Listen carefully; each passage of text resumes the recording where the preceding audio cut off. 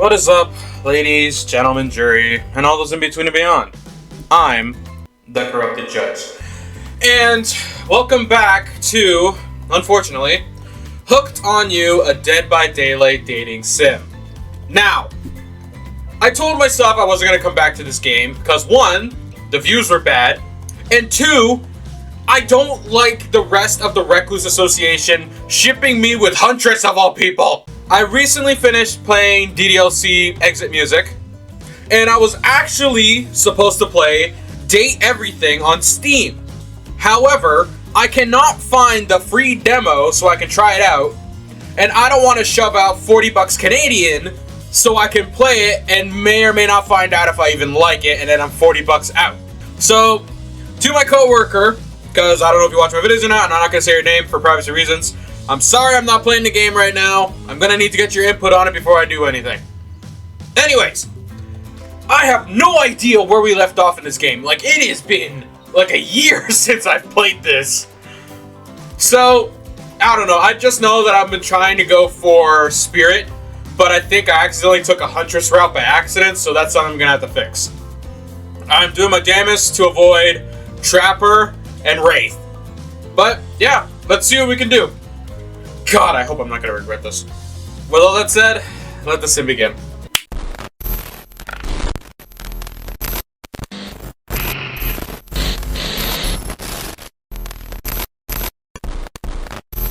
Why do I have 3 save files? Whatever, go with the first one. Screw it. Once everyone has gathered at the fire pit, Dwight and Claudette quickly make an announcement. I forgot they were in this game. God, I hate the both of you. Ugh. Mostly Dwight, because I know how frickin' Melon sets him up when we're playing our frickin' Dead by Daylight games. We're not going to blame anyone in particular, but someone, and we're not going to say who, so don't worry, you hasn't been sticking to schedule. Okay, I'm gonna take my headphones off for a second because the music's bothering me. You were one of the reasons I stopped playing this game, you freaking disgusted, cringe-faced looking son of a bitch. That means that we're behind on time for evening activities. Let's be honest, you wouldn't come up with anything good anyways. And we'll only have time for one person to share their special spooky nighttime story. Come on, give me spirit, give me spirit. Just one story, but story time is my favorite activity. This is a narrative-heavy experience. Oh, he's ready to fight. You're telling us that only one person gets to share? How will we decide who? Oh, great. We have to decide as a group? That never goes well. Whoever did this, step up now. I swear I won't be angry.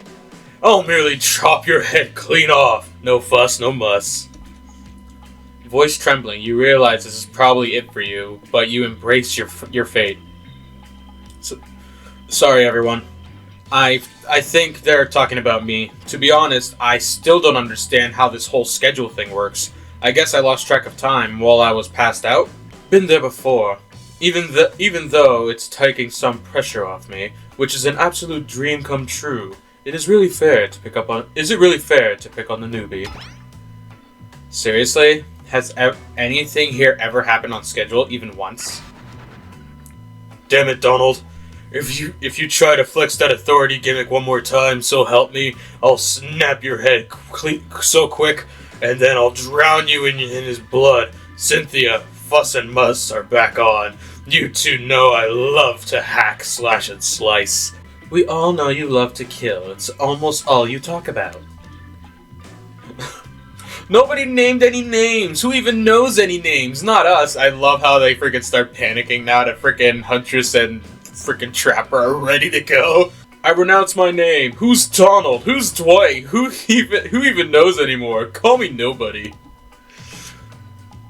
This text says nobody. Well, we still gotta get started on stories, so. Judge, who do you think we should? Damn it, that's a name. Please pick somebody quickly so that the tropical vacation doesn't turn into a bloodbath. Oh, we're obviously gonna listen to Spirit. I choose you, Spirit. Frickin' Pokemon ass. Whoa. This entire experience is being carefully crafted to avoid an IP infringement lawsuit. Let's be careful with the catchphrases, will ya? Really? You want to hear from me? Spirit huffs dramatically, rolls her eyes as she gets to her feet in front of the campfire. Don't let her talk you out of it. She's great with ghost stories. She is a ghost. I don't know where she gets it, but she comes up with the scariest stuff. Seriously, disturbing, even to me. And I literally pulled a guy's skull and spine out once with my bare hands. Yeah, you use it as a weapon now. Talk about bullshit stories. Uh-oh. If everyone else is going to chit-chat, I guess I can just sit down and... Uh-oh. Huntress's eyes go red behind her mask, and both Trapper and Wraith take their seat.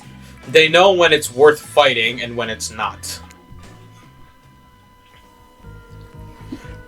Ooh, I love this music. I'm so glad I put my headphones back on. Well, I hate to break it to you, but tonight's story isn't scary. It's a romance. Too late now, though. I was selected, and I'm going to tell my story. I call it The Prisoner's Kiss. You notice that Huntress and Wraith are both sharing a giant tub of popcorn. Nobody offered you popcorn. It was a dark summer night. Warm rain seeped from the sky like blood from an old wound. Detective Hata, a celebrated detective and renowned hostage negotiator, was called to the scene of a strange occurrence, unlike anything she had ever seen before. When she arrived, the scene was chaotic. Crowds had begun to gather. A dozen other officers who were doing everything they could to keep curious onlookers away. But how could anyone resist wanting to know more? For there, in the middle of a busy market, had appeared a giant box, strange, alien in its appearance, and massive in size. No one knew how it got there. Was it delivered? Built on site? In such a busy area, how could something like this just appear? A mystery it was, as if conjured by magic. But this was no illusion. The huge box was very real, and someone was trapped inside. Spirit pauses her story to look from face to face of each audience member. She has no expression, but you can feel her vibrating with energy. She's in her element. "Help me!" cried somebody inside the box. It was a man, terrified, trapped, imprisoned, his voice trembling. By now, it was if every detective in the city was there, looking this strange structure up and down, inspecting on its every side. It didn't make sense. There were no doors, no windows, no fasteners or seams. It was completely solid, and much too heavy to move by hand. Solid, that is, except for a single small slit, just enough to see the bloodshot eyes of the prisoner trapped inside. "I don't know what happened. I woke up and I was here. I'm scared. Please help me," cried the man, as if pleading for his life. No stranger to tense situations, Detective Hata confronted the man. She used her training to calm him down and buy time for the other investigators.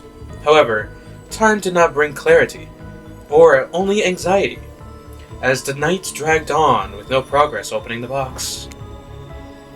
And as the night grew longer, the seeping rain putting the ground, the man inside grew more desperate, more sad and lonely, more pathetic, and in need of help.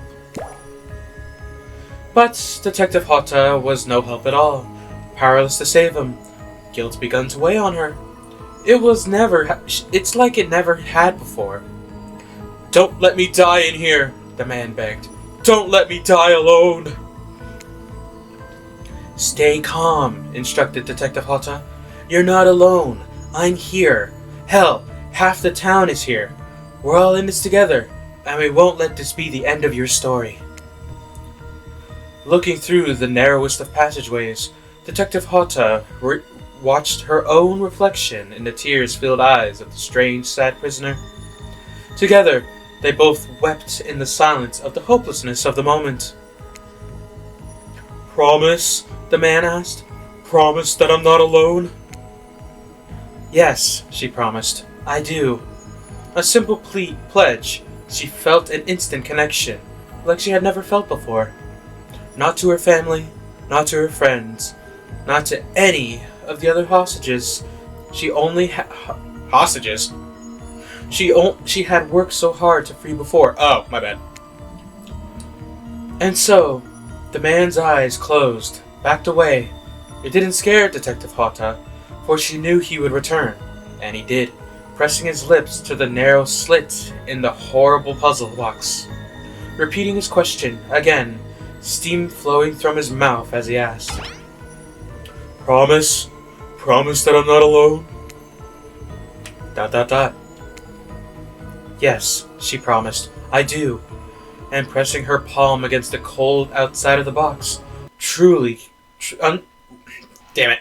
And pressing her palms against the cold outside of the box, without truly knowing why, Detective Hota leaned forward and placed her own lips to the opening, letting her breath creep into the strange structure, allowing her warm lips to fall onto the man's. It was a gentle kiss, a moment of compassion. She could feel in this brief contact the heart beating in her chest, pulsing blood through every inch of her body, matched beat for beat in the soft touch. Thank you, the man said, no trace of fear remaining in his voice, and he backed away until the darkness, disappearing in a single moment of eerie calmness. Get back! Yelled an officer, suddenly thrusting himself between Detective Hota and the box, breaking the silence that would soon be filled with a cacophony of whirling gears and clicking latches, a symphony of mechanical activity happening all at once.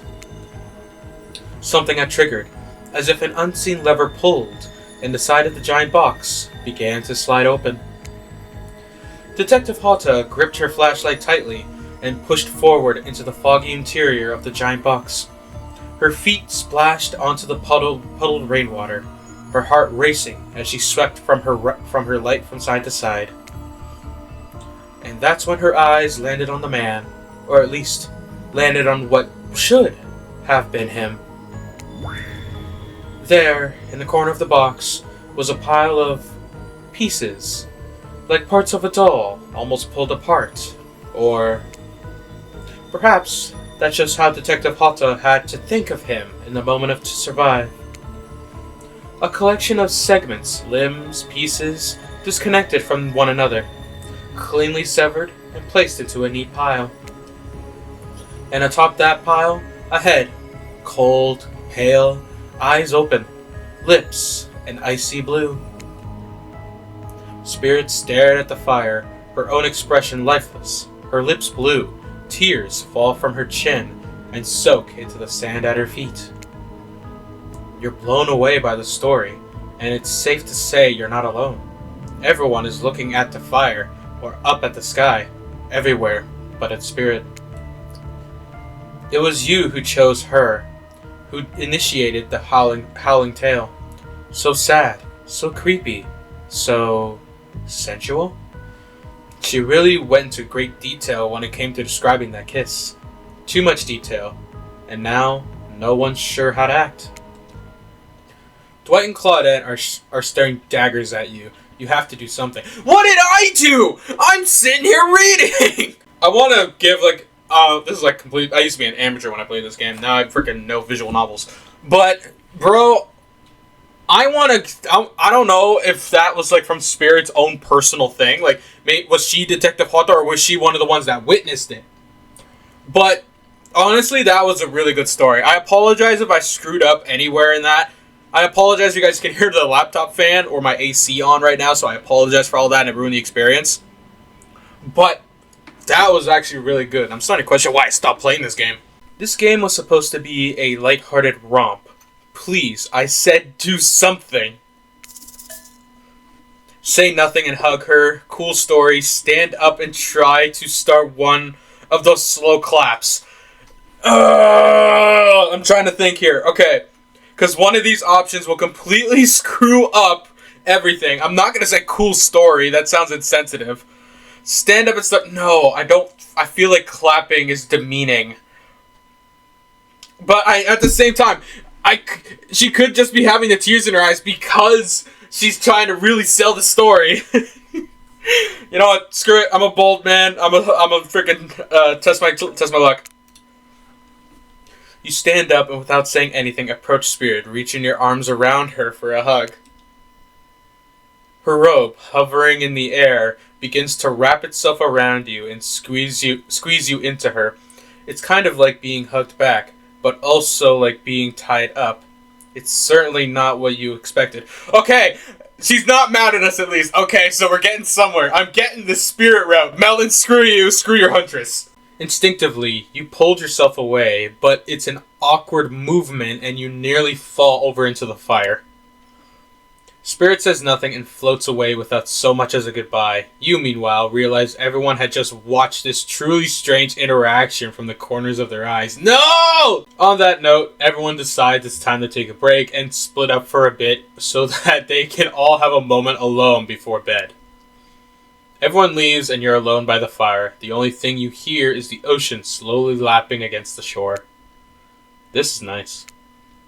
A true moment of peace and tranquility that lasts for all of several seconds because Trickster shows up and he's blaring his latest song.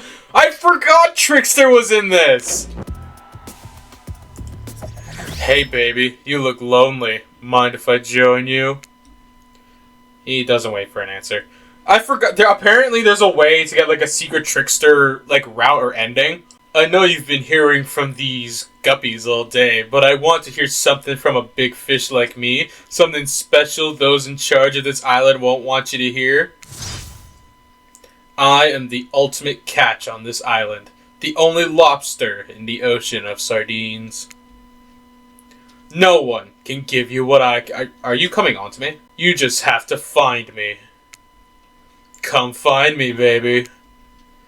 Trickster leaves. You're a bit confused about what to make of his cryptic clues, but you aren't going to get any time to yourself to think about them just yet. Okay, so that's the insinuation that from here on, we have a way to get the Trickster route. Okay. Spirit approaches you. Ooh. You know, I was watching you while I told my story. I could tell you were it was having an effect on you. This fog follows me around. I could feel you breathing heavily, taking me in. Wait, what? You and I are both absolutely flabbergasted. Wait. Hang on. I'm taking the headphones off again because the music's messing with me. You and I are both absolutely flabbergasted at that piece of information. Legit, you learn something new every day. Even when you're a god. I mean, a narrator. You're doing it again, right now. You need to calm down. You should come to the hot tub with me. Yes! Oh, wait, I gotta do deep voice ocean guy again. Oh, I haven't done this in so long. I'm gonna have to edit it, too. Dipping in the hot tub with the spirit. You've come a long way in a single day. I'm not saying you shouldn't follow her. An offer like that. Just don't forget our little talk. It's been a year! I have no idea what we talked about! You and your storyteller friend slip into the water. It's just the right temperature for an evening dip. Plus, if some jealous shark comes along and manages to jump from the ocean into the pool, you're also pretty sure your killer companion could handle it. I just want to be totally clear, even though the story bore some similarities to my life, it was not about me in any way, shape, or form. No... Not symbolically, not metaphorically, not any other icly. Okay, well, there goes that theory, then. I believe you, completely. Sure, you were cut to pieces in your life, but it was the person in the story. A perfectly normal coincidence. Sure, you're on this island, trapped, one might say, in the most puzzling place. Also a completely regular coincidence. And sure, his lips were blue, your lips are blue. Really? You called this blue? I call you beautiful. Searching for answers, hoping to find. Revenge! Wait, what? Okay, so the similarities stop there, I guess. Coincidences. Sorry, coincidences. Get this through your head, whoever you are. Samurai blood runs through my veins. Or, well, maybe it was coagulated by now. No need to sweat the details. Regardless, I'm a descendant of a noble warriors. Thousands of years of training with bladed weapons precede my entrance into this world. Do you know how many swords that is? A lot. I've gotten you figured out that with that many sharp edges, a person is bound to get disconnected from a body part there and there. The truth is, and I wouldn't typically share this, so don't go blabbing about it, I dreamt that story, like watching a movie in my sleep. When I was just a little girl, years before my father sank his blade into my skin. Wait, okay. At some point, I gotta go into DBD, and I gotta read Spirit's story, because I need, like, context here, because if I'm gonna go the Spirit route, I gotta go into DBD and friggin' figure this information out. I've never been able to shake it. That's a very adult story for a child to dream of. Do you believe me? Who cares? No. Yes, I believe you. I know we just met, but yes, I do believe you. The way you told the story, it clearly came from someplace deep. Fool! No! I screwed up! I didn't save properly! Who taught you to trust a stranger? You're going to get hurt if you don't learn to take better care of yourself. Now you've got me wondering, do I believe you if you believe her or not? And if I know anything if I know anything, because trust me, I do know everything. Don't I already know the answer to my own question about it if I believe your answer to Spirit's question? Whoa. Ocean air got me tripping! Sorry, I didn't mean to distract us both. What's important is that a certain corpse cutie floating on a cloud of a magical... Hang on, you know what? No. I'm trying that again. Traditionally, I like letting the cards fall where they may. I always do. Oh, I can't... It doesn't give me the option to save. Okay. I like letting the cards fall where they may, depending on my choices. However, I want the Spirit route. I do not care. So I'm going to say no. I have to be honest and say no. I don't believe you. Fair enough. Why should you? Trust needs to be earned, not taken for granted. You're smart to be skeptical.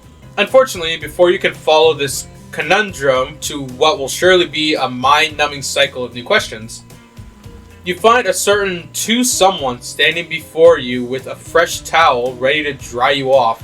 No! It's Claudette Nobody! No! Don't take this from me!